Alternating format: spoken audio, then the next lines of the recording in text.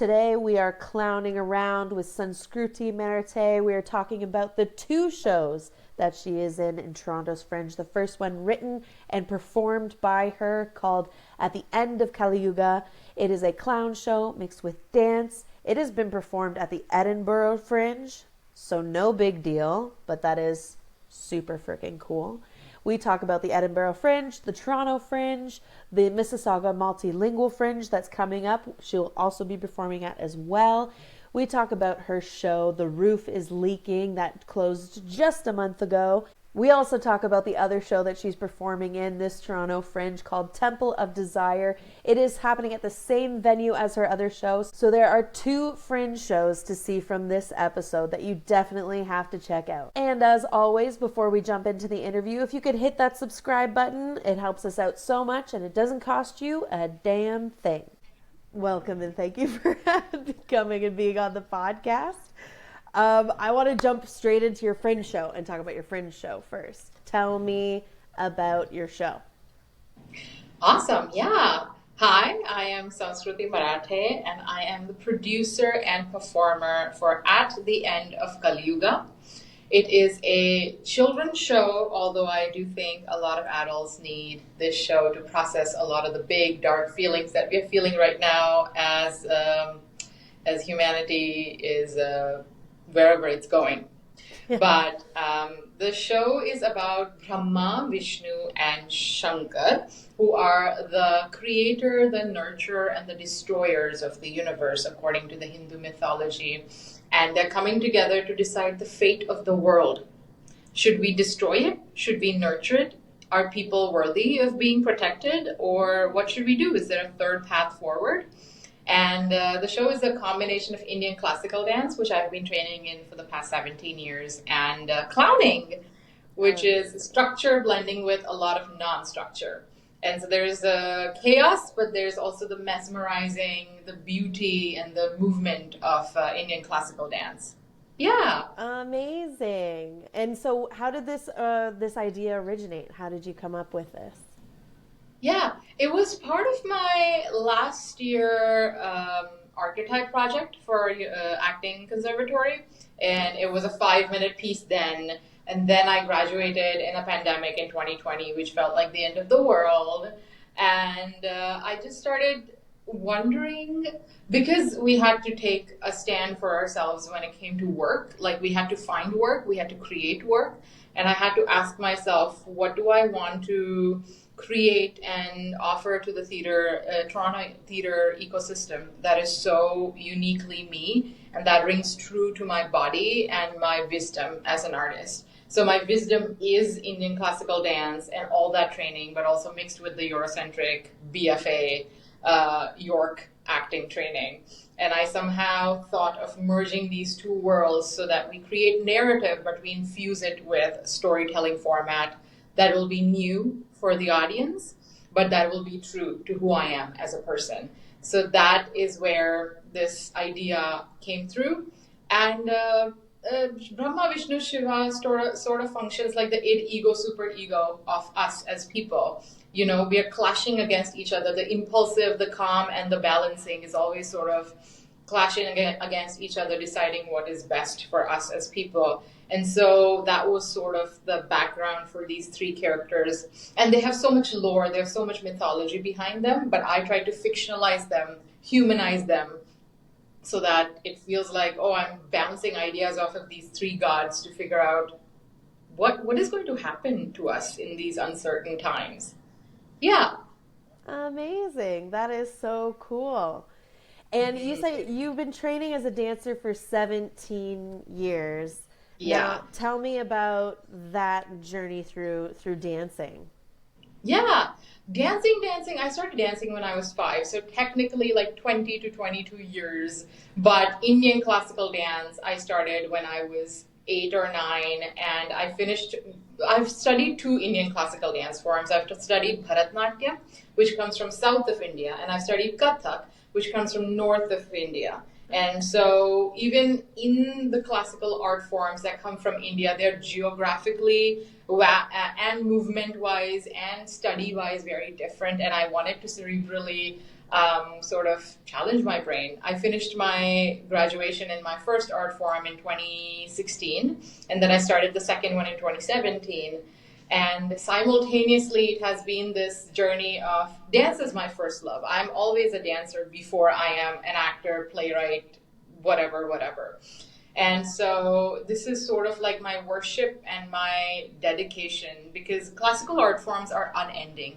They're infinite, and you will never grasp even like a pot of water from the ocean that is classical art forms. And that's why it's been 17 years and I'm still learning. So that has been my journey. It brings me a lot of joy from time to time. It truly challenges me, but I think when we understand the tradition of where we come from, we set ourselves up for success in the contemporary times. We know where we come from, and then we can innovate for the future. And that's why I'm such a staunch supporter of like we should carry our classical art forms in our bodies. Yeah. Beautiful. I love that. That is so Mm-hmm. cool. And so, how long does it take to graduate um, as a dancer in classical dance? Because I did a little research, and apparently it's a long time. Yeah, it's a really long time. Like, it took me at least 10 years to finish the first art form, also because I started when I was really young. Mm. And the second one, I was older. And even though, like, the mechanics of those art forms are very different, the underlying wisdom is similar. So, the understanding of beat, the understanding of rhythm, and the discipline that is required is something that I carried forward from the first art form. And so the second one I was able to finish in like 6 years, seven if you count the pandemic, but I stopped during the pandemic for like a year and a half, and then I went back into it. Because I don't know, online Zoom classes, For no. dance? For dance, no, no. No. So yeah, that's how long it took me to finish both those art forms. That's amazing. Yeah, I don't count the pandemic as a year either, to be honest. Yeah, But yeah, that's yeah. incredible. And the testing on this isn't just like physical dance, right? There's Oh like no, I wrote a other. 6 hour long written exam Oh my last weekend. gosh. So I just graduated. It was on 7th of June. So there is the theory element of it, which is again a 6 hour long papers. And then there is the presentation element. So we perform for the public for half an hour, and then there is an hour-long Viva exam.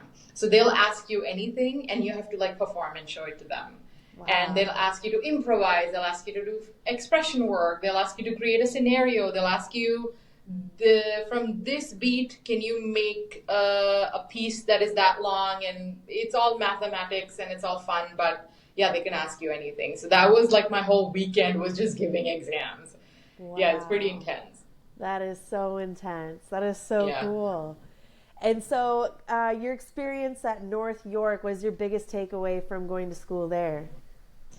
Going to school at York University, I think if you met me in 2020, I'd be like, oh, it's so Eurocentric and it's fucking is full of all we do is Shaw and Shakespeare and no one even cares, which is something I did feel like, I'm born and raised in India.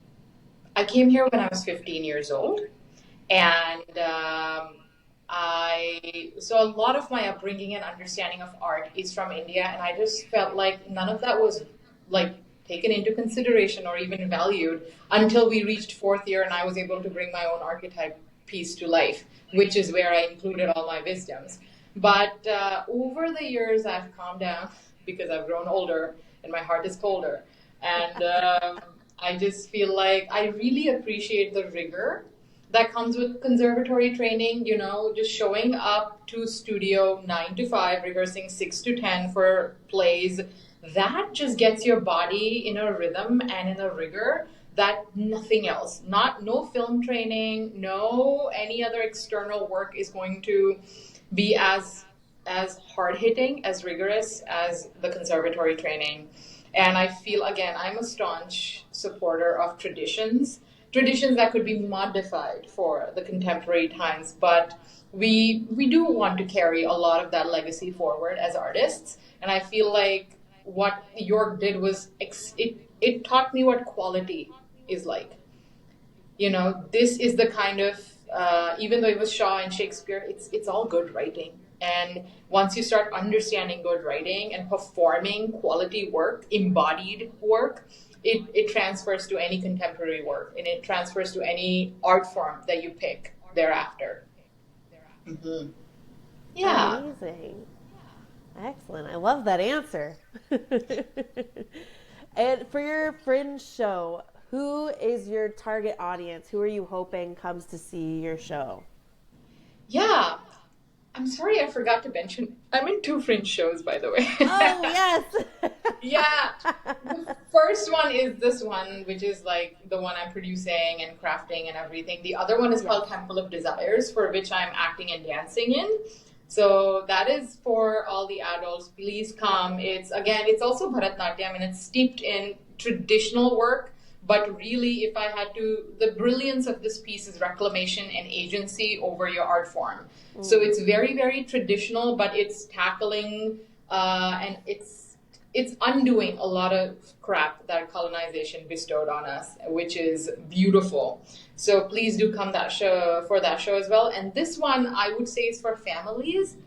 And through Edinburgh Fringe and through like the previous iterations, a lot of adults have come and they've been like, yeah, but this is the simplicity of our existence, isn't it? And I was so nice to just watch it and be packaged in a way that is humorous and joyous, where we tackle a lot of big dark emotions and the concept of the end of the world and what does it mean to be good in times like these. Like, this is something that obviously is something, it's a space for kids to explore, but it's also a space for adults to come in, ponder, have fun. We have a little dance party at the end. There's a whole immersive section where the audience comes on the stage and we start exploring what can we create in the new world together, harmoniously. And I think adults could as easily enjoy just being part of this wondrous space. Yeah. Nice. Yeah, at first when you were like, do we burn it? Do we nurture it? My brain was like, burn it. And then you said nurture it. And I was like, oh yeah, that's an option. we can find another way. Yeah. Other than just like, yeah, can you get me off this planet? This is insane. Like, what is happening? But yeah, that's so fascinating. I love that. And so tell me about the other show that you're in as well. What is it about? It's called the Temple of Desires. And I could tell you, rather than being like, oh, this is what the show is about, it's just different vignettes in my understanding and like Okay. the kind of pieces that we've been picking up. And the overall sense of it is reclamation. Overall sense of it is like strength and celebrating our art forms and our mythology, but in a way that is taking agency back in our hands. We are showing you how we want to show these stories, and we are picking and choosing the ones that we want to reflect based on this is who we are and this is what speaks for our resilience. Yeah, I know it's pretty broad, but like it's very ethereal, and I hope you come and then you recognize, you go on a journey with us to see where this unfolds. Beautiful. Nice. So Yeah. how are you balancing the schedule between the two shows? That's Oh my insane. God. It is insane. I'm trying to finish my show this week as much as possible, because next week we are going to be 9 to 5 in rehearsal space, drilling that show in, because it's such a coordinated piece. It's like geometrically, it's so beautiful. But for that, you need a lot of like syncing and whatnot. And it's a troupe coming from Australia. So half of us Wow. are from Toronto, half of us are from there. So it's going to be interesting. We've been learning videos, sort of learning the choreography off of videos that they sent us, which is really cool. And we have had sessions where they helped us craft it a bit more. But then, yeah, next week is going to be rigorous. And my show is just me at this point. And so I'm finding way. This is the joy of being like a multidisciplinary artist, where you're your own stage manager, you're your own performer, and so I have my setup in a way where I'm creating new structures and formats for myself. But then in that, I'm also allowing: is there room for exploration? Can we go silly and beyond? Like, oh, this is the script and this is what I'm supposed to stick to. So as much as yeah, there is a bit of lack of structure, but there's also the joy of like I can do whatever I want with this. I am in the fringe. It's gonna happen. Yeah. So explore the way you want to explore it and have so much fun. Yeah. Amazing. And what drew you towards clowning? What drew me towards clowning? I think a lot of clowns are, okay, maybe not, I'll not make it for all clowns, but me, I feel like I was going through when your body deals with a lot of grief, I feel like you are automatically, inherently pulled towards humor in ways. And I think for me, it was clowning. And I didn't even know why that interest sparked. And I thought about it in 2018, never really thought about it again until 2023, I think. So there was a good like 4 or 5 year gap where I didn't even, but then something happened in my life, and I feel like your body just inherently calls for humor. And as much as like clown training sounds like fun, it was baptism by fire again because I'm such a traditionalist, right? I work off of okay, 1, 2, 3, 4, 5. This is the structure you're supposed to follow. You're supposed to give exams, and then you move forward. Da da da. Versus first day of clowning, they're like, okay, go up there and make us laugh. Like, but what's the memo? What do I do? They're like, no, go up there and make us What's laugh. my motivation? What is my motivation? Super objective? Is there like an inherent state of being? What is? They're like, no. It's like, oh my god. So it was just it threw me off so much because again, I'm so used to like rigidity. So it was a great lesson. And trust me, those 2 weeks of that clowning intensive, I was bawling my eyes out. I was thinking, I am getting nowhere. I don't understand this. Why are people better than me? Why can't I create something? And turns out that's the lesson you're supposed to learn is that you have to befriend failure and flop.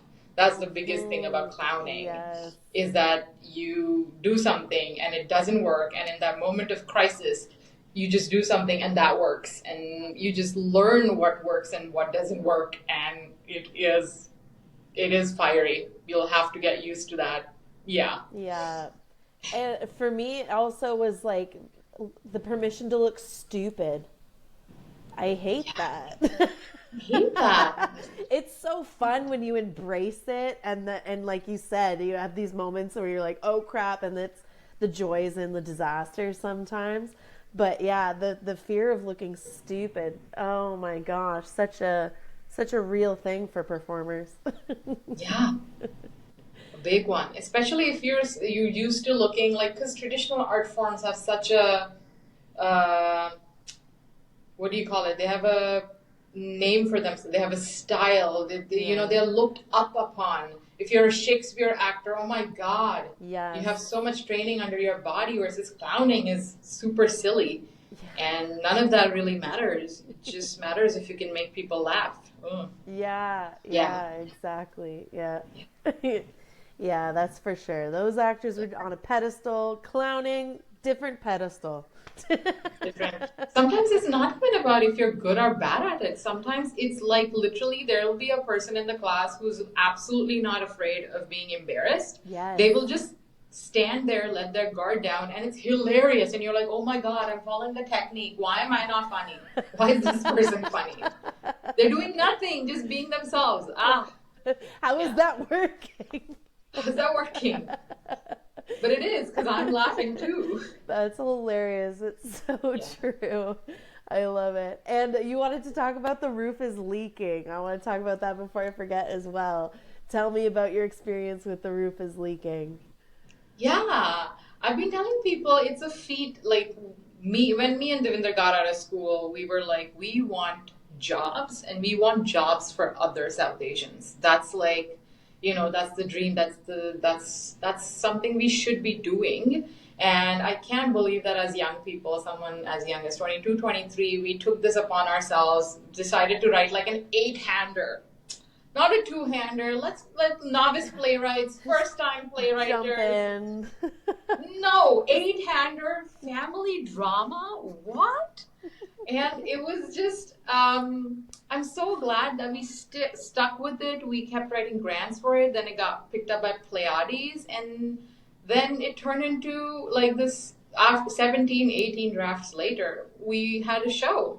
And something that is worth celebrating is our resilience and our vision as young people, and the fact that through all the ups and downs, which I don't think we'll remember the downs, we'll only remember the ups.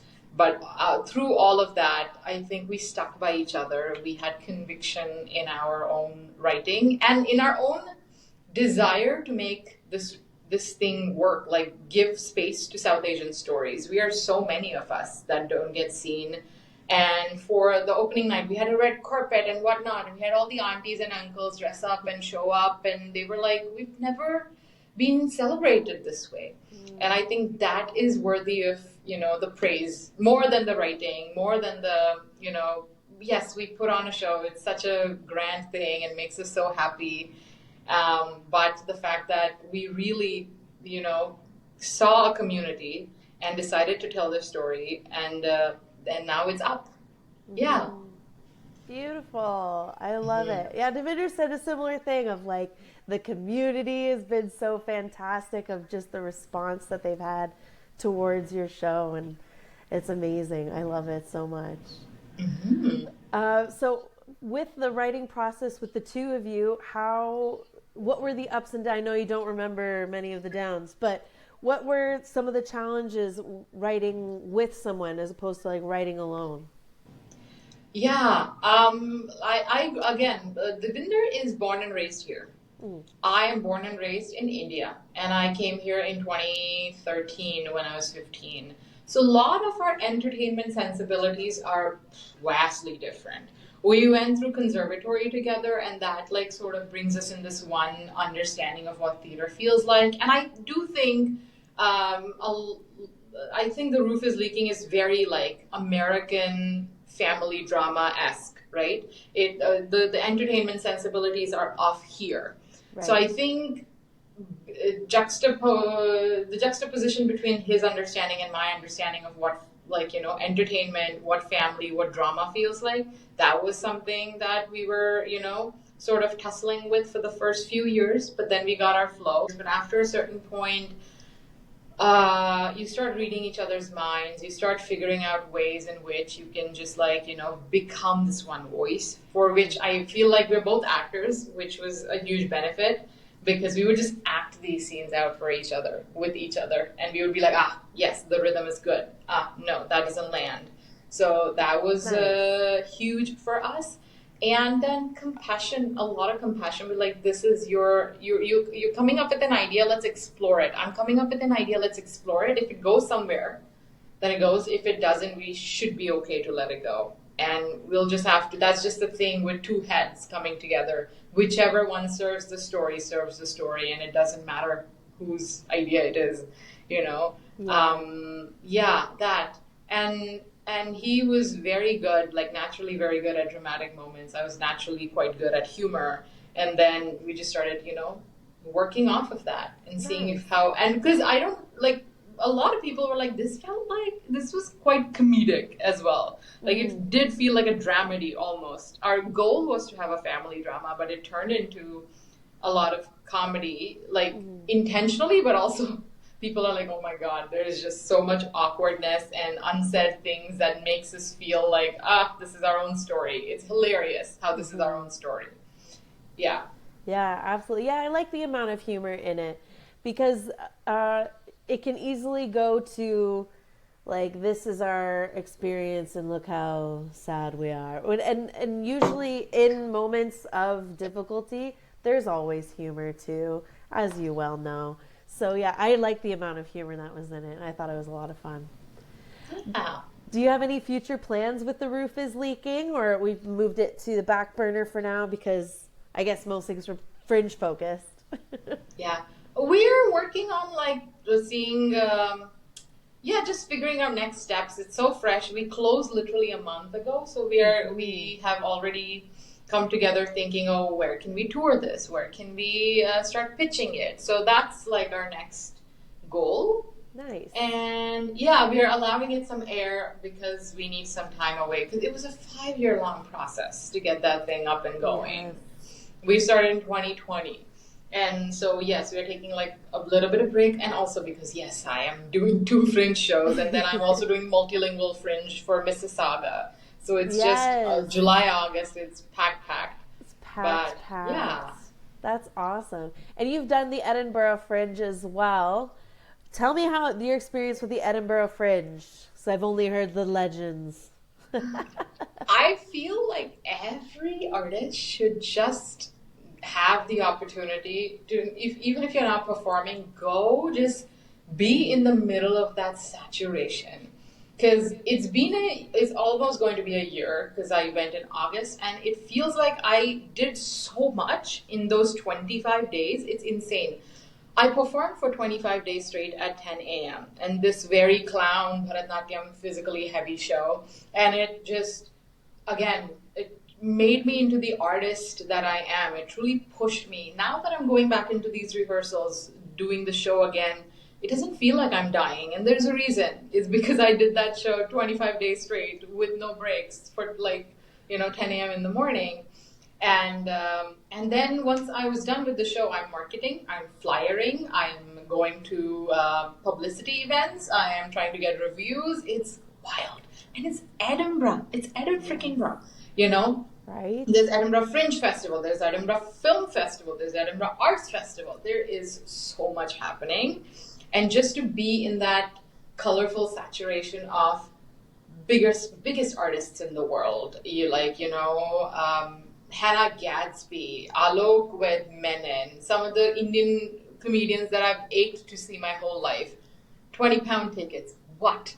Everyone's truly there to experience the art, to experience this fulfilling feeling, rather than I don't think a lot of people make a lot of money, but it's the joy of being there and joy of being in the space. Yeah, it's so great. 3,000 shows. 3,000 shows. That's wild. Insane. That is wild. And I didn't know that theirs was for the entire month of August until I looked it up, and I was like, I want to go. It sounds like so much fun. That's so amazing. Amazing. And is this your first Toronto Fringe? It's not my first Toronto Fringe. I did digital Toronto Fringe in 21, which was basically make a movie out of your theater piece, and that was really fun. It was really cool, and now this is like an in-person Toronto Fringe that I'm doing. Nice. With the tickets, there's some. I might cut this out, but I just did a panel with some other podcasters, and they were talking about the price of Fringe tickets and how they've gone up in price, and they're not thrilled about it. What are your feelings on it? Because I personally think pay the fucking artists. But what are your thoughts? Yeah. I mean, being on the artist side, I feel like the work is the same, isn't it? You're gathering your teams together. They're figuring out a lighting plot for an indie show or an actual Canadian show, whatever. The work is similar. And I think it's important that we support emerging artists, or any, if you're doing this kind of show, it means you're doing it on the side, okay? People go home with $500 sometimes. It's crazy. Right. But you're putting in so much effort, you're putting in so much time and space, which is coming out of your pocket. Yes. And, and Fringe feels like a launch pad for a lot of people. So it's that spirit, it's that hard work that people put in. And I feel like you're correct. I feel like people should get paid well. Yeah, I do understand from a customer point of view, Fringe is supposed to be cheap. That's the whole thing. You go and you see a show. But yeah, I think it's good to pay the artist, right? And I think just with the price of everything, if you compare it, it's one McDonald's meal or 2 lattes. It is it is cheap. It just sounds expensive because we're so used to everything being so much cheaper. So yeah, Yeah. but yeah. Go see a Shaw show or a Stratford show. That's You what I will. said. I just saw Macbeth at Stratford and it wasn't even that good. Like I didn't even find it. Really? What the I heck? I mean, I really Robert liked Lepage? No. I really loved Coriolanus. I really liked Coriolanus, and so I had high hopes for Macbeth because the same director, a lot of similar actors, obviously. And I just felt it was like it was about 5-10 minutes of really cool stuff, and then the rest was just wow. So I was like, Oh eh, wow. yeah. That's so interesting. But My it like yeah, God. but like Stratford and Shaw, like they're expensive. Mirvish, expensive. Even going to the movie theater, expensive. And so yeah, I was just actually before this interview making a video of like people say like, oh, it's Fringe though, it's gonna be garbage, and I'm like, there's garbage on all levels. Did you see Gladiator 2? There's garbage everywhere. Doesn't matter the budget. So It's you're taking a insane. risk all the time. Yeah, no, quality, even like some of the like big Toronto shows, sometimes the quality does not like show up. I'm sorry. Yeah. So this is and you have sex T-Rex, you have monks, you have like Yes. you have first generation, firstborn theater and whatnot. You Yeah. have these are full-blown musicals some people are putting on. Yes, there's Okay. a lot of musicals this year Yeah. happening. I'm So it's excited. effort, it's time, it's people. Yeah. So I feel like definitely $18, and I know it's a $3 charge for the Fringe team, which also works year long. Like, come on, Yeah. these people are. We are getting these theater spaces for next to nothing, Yeah. and not next to nothing. The satellite venues were what they were, but Yeah. still, I In mean, comparison to regular price though. a full crew, a full like front of house, Yeah. shows for 2 weeks. Come on, yeah, Yeah, absolutely.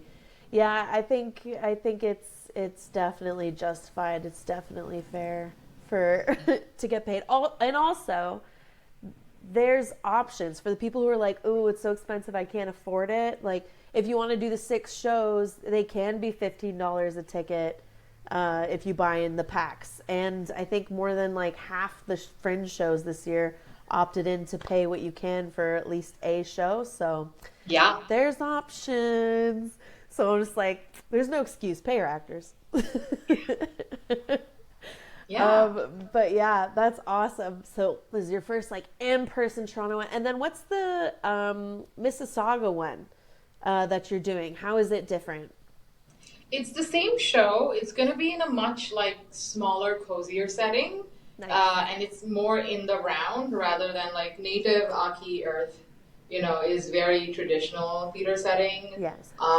and which is fun because I get to really play this show up. I did this show in Edinburgh in like a comedy stage, so it was like what 3 feet long. I'm not Yeah. joking. It was 3 feet long, 2 feet wide. So I Jeez, was literally just like on the spot, trying not to fall. Okay.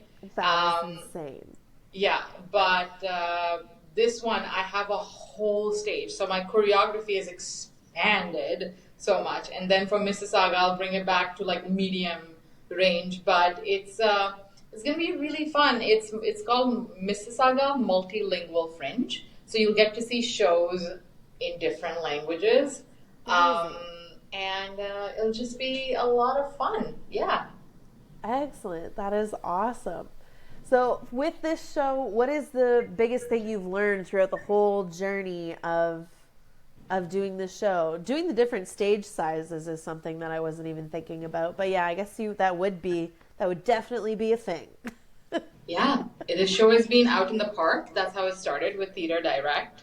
Okay. For the Forward March Festival, it was in the park. Then it got into a tiny studio like a medium-sized studio for the Tarragon iteration. Then it was in the tiny comedy stage for Edinburgh Fringe, and now it gets like this whole massive stage. And the one thing that I've learned is, I'm sorry, no one else's opinion matters about this work. And I Nice. have had such a tussle with this understanding. but Mm. of like, will they understand the cultural context? Will they think, or if am I mocking the sacredness of the gods by making turning them into clowns? Am I bothering someone? Am I being anti-religious? Am I doing this? Is it good enough to talk to kids about the darkness of the world? And like nothing matters. This is a show that you have written with your heart, you're going to put on, and you're going to have so much fun with it. And that's just it. That's just it. Yeah. That's It's amazing. it's as simple as that. As long as you can bring joy, as long as you can be your fullest and the most earnest self, nothing else matters. Beautiful. Oh, I love that. Yes, doing it for the joy, for your joy, and like you said, from the heart. I Yeah. love that. That's amazing. Have you had any bad reviews that you've had to, or do you even read the reviews? I personally would try to avoid them like the plague. No, I haven't had like proper reviews for this show because of like the settings that it has been in, Right. but I've only had positive, happy feedbacks. I've actually had like spiritual mentors come into the show because when I was at Edinburgh Fringe, they have this not religious, spiritual group called Brahma Kumaris, and they do talk about similar concepts that I'm exploring on like a kiddie level, but they do study it on a bigger level, like the four cycles of existence and the destroyer, the nurturer, and whatnot. And they walked up to me after the show and they were like, "This is the best way of introducing this to Oh. children, and I feel like you made it so funny and you were able to somehow capture the essence but make it very accessible to people who don't know about our culture or like this mythology." And that was the biggest validation for me. I'm like, if Brahma Kumaris are saying that it's fine, then everyone else can come down. Yeah. Exactly. Yeah, It's like and that's the only opinion I needed. Thank you. Screw yeah. everybody else. Yeah, and the kids get really mad. They get really angry and feisty with this one character, and they really empathize with this other character.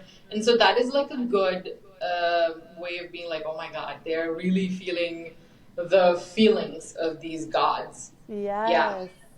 That is so cool. That is so neat. I love that so much. And yeah, because it's hard to do. It's hard to make it like educational for kids and for older. And yeah, so good for you. That's amazing. thank you. Yeah. I'm welcome. Ultimately, it's a clown show, and I think everything is silly and fun. But I think finding humor in the darkest of the times, in the chaos, is how we are going to persevere. The Yes. point is to not give up. The point is to Yes. find a path through this and not be desensitized or not talk about it. And I also feel like kids understand everything. They see the Yes. apathy of the world.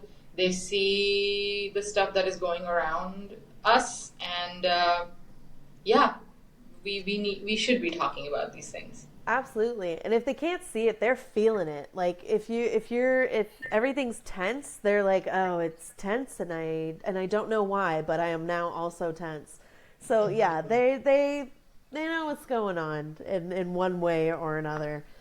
But Yeah. yeah, that's amazing. That is so cool. And I think perfect time for it too. Like it is such a good. You're so right. Like when things are going to shit, when it's a burning dumpster fire, you do need the comedy and the light humor and the hope. And the hope.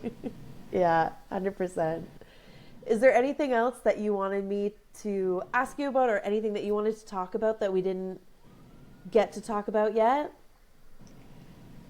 Or Uh, anything that you wanted to touch on more? anything that I want to touch on more? Uh, no, I think this is such. I especially invite all the adults. If you're able, if this could be something on your like if this is one of the shows on your list, please do come. Don't reject it because it's a kids show. I urge you to be in the room, and I urge you to lean in to the wonder.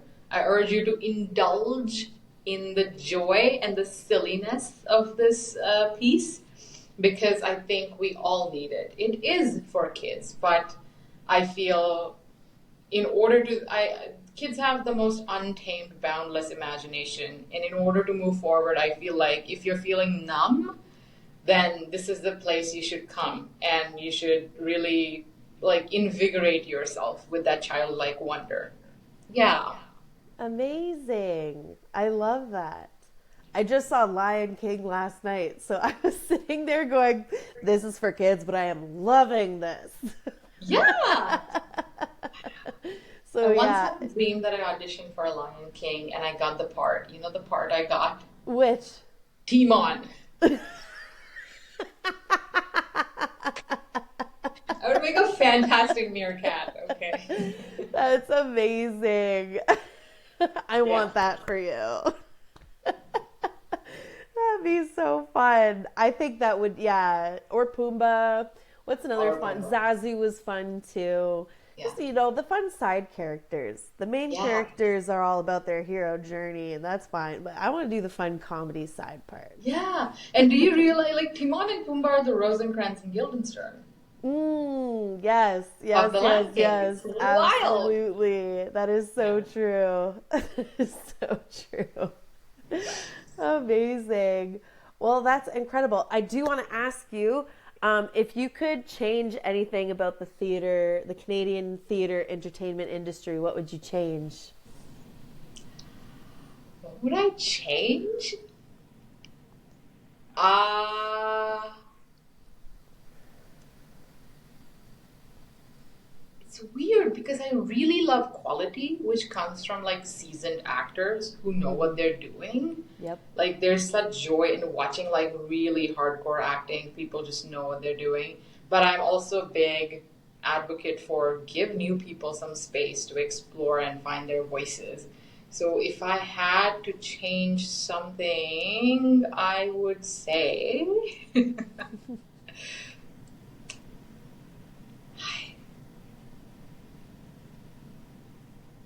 I feel like both these groups need to hold each other better.